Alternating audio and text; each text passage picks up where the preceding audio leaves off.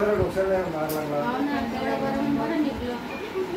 गंभीर मार नाही. गंभीर नाही त्याच्या सर्वात मेन का डोकं गंभीर. गंभीर नाही पाहिजे. गंभीर नाही पाहिजे. गंभीर नाही पाहिजे. डोक्यात नाही पाहिजे.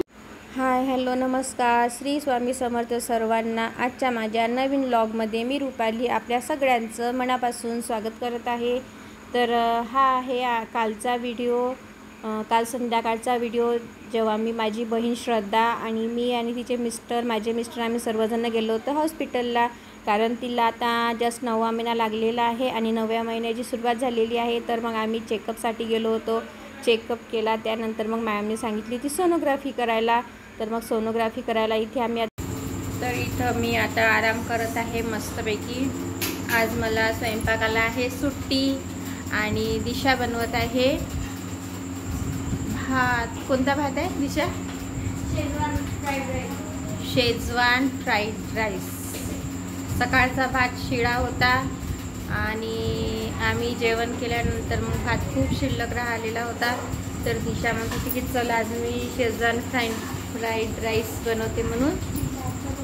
तर दिशा खूप छान असा शेजवान राईस बनवत असते. खूप टेस्टी होतो आणि सर्वांनाच आवडतो दिशाच्या हातचा राईस. तर चला तर मग बघूया आपण दिशा कशा पद्धतीनं शेजवान राईस बनवते ते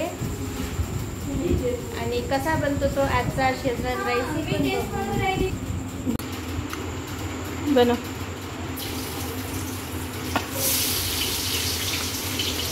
रेसिपी सांग दिशा.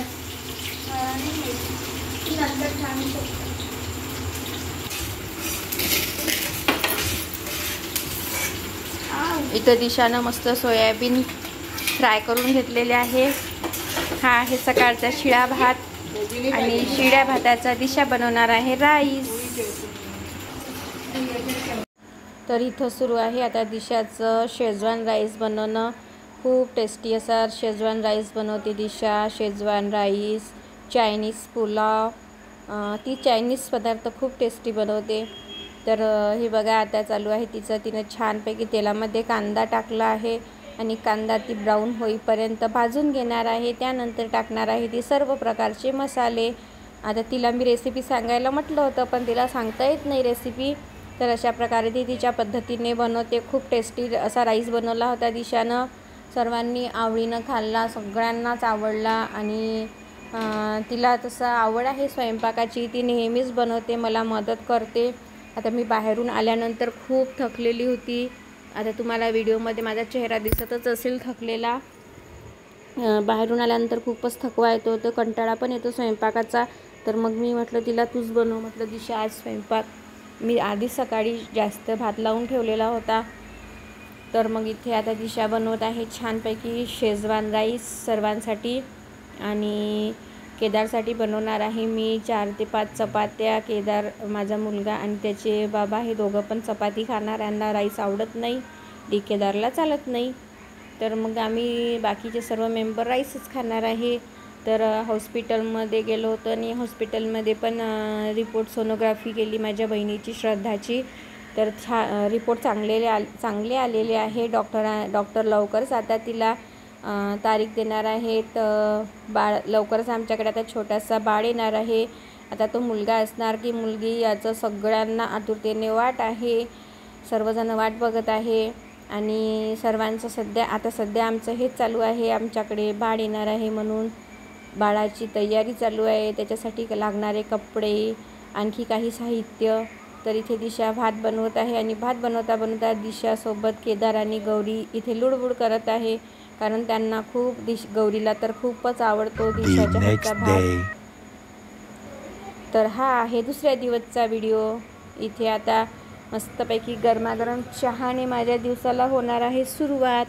कारण माझी सकाळची सुरुवात तर चहानेच होते. मग मी इथे चहा घेतलेला आहे बनवायसाठी. चहा मांडून घेते आधी. चहा मांडल्यानंतर चहा बनवल्यानंतर मग बाकीच्या कामाला सुरुवात करणार आहे मी. तर आता इथे मस्तपैकी चहापत्ती, साखर वगैरे दुधामध्ये टाकून घेते. थोडंसं पाणी पण टाकलं आहे मी चहासाठी आणि त्यामध्ये टाकणार आहे मसाला.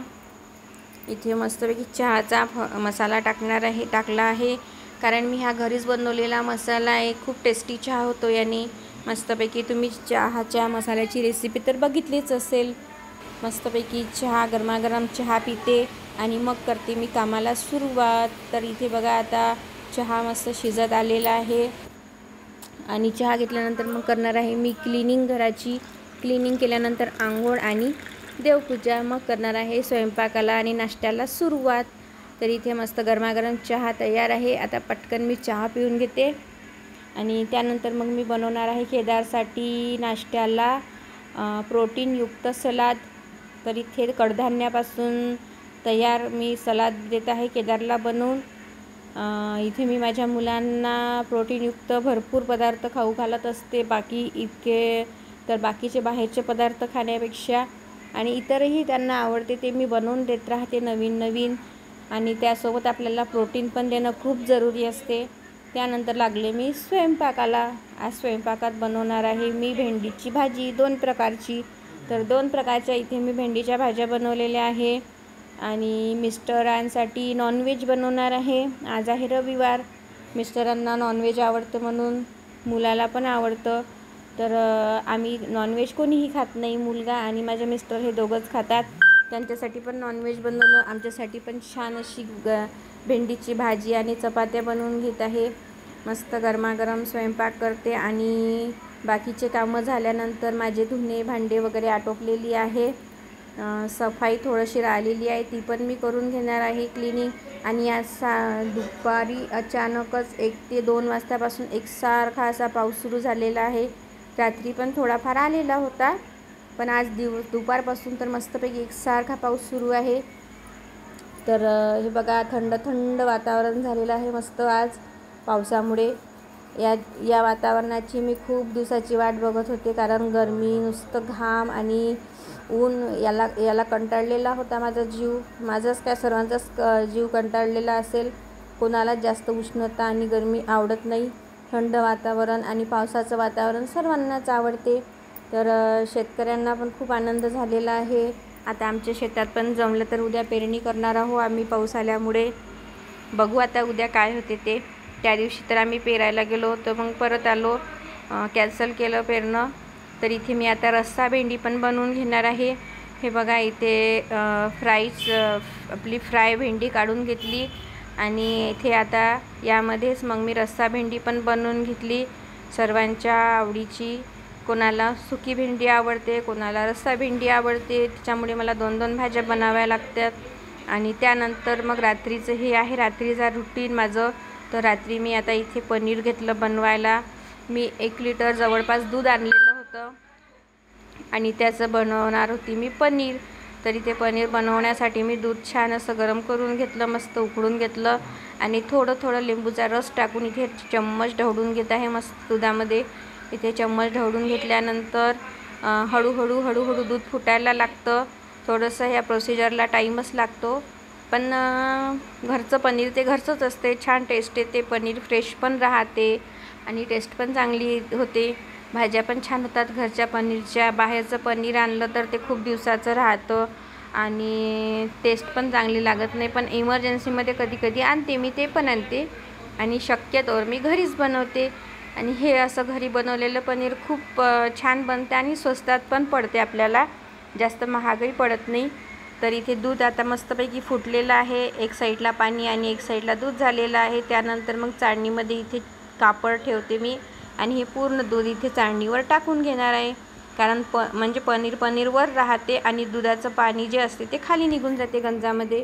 तर अशा प्रकारे मी चाळणीमध्ये पनीर काढून घेतलेलं आहे आणि याला थोडंसं थंड होऊ देते. त्यानंतर मस्तपैकी ह्या कापडाची पुतळी बांधून घेणार आहे. पुतळी बांधल्यानंतर याला फ्रीजरमध्ये ठेवून द्यायचं आहे. यावर ठेवायचं आहे थोडंसं ओझं. मस्त बर्फी तयार होते इथे पनीरची. मग हे बघा आता इथे मस्त पुतळी बांधून घेत आहे पनीरसाठी. एका कपड्यामध्ये मस्त पनीर बांधून घ्यायचं. ते पाणी पूर्ण झारून घ्यायचं, पूर्णपणे काढून घ्यायचं आहे आपल्याला पाणी दुधातलं. हे बघा आता अशा प्रकारे मी पुतळी बांधते आणि फ्रीजरमध्ये ठेवून देणार आहे. आणि हे झालं आजचं पनीर तयार. कसं वाटली माझी आजची पनीरची रेसिपी. आणि प्लीज मला कमेंटमध्ये नक्की सांगा. माझा व्हिडिओ आवडल्यास लाईक करा, शेअर करा आणि सबस्क्राईब करा. परत भेटूया उद्याच्या नवीन ब्लॉगमध्ये. बाय.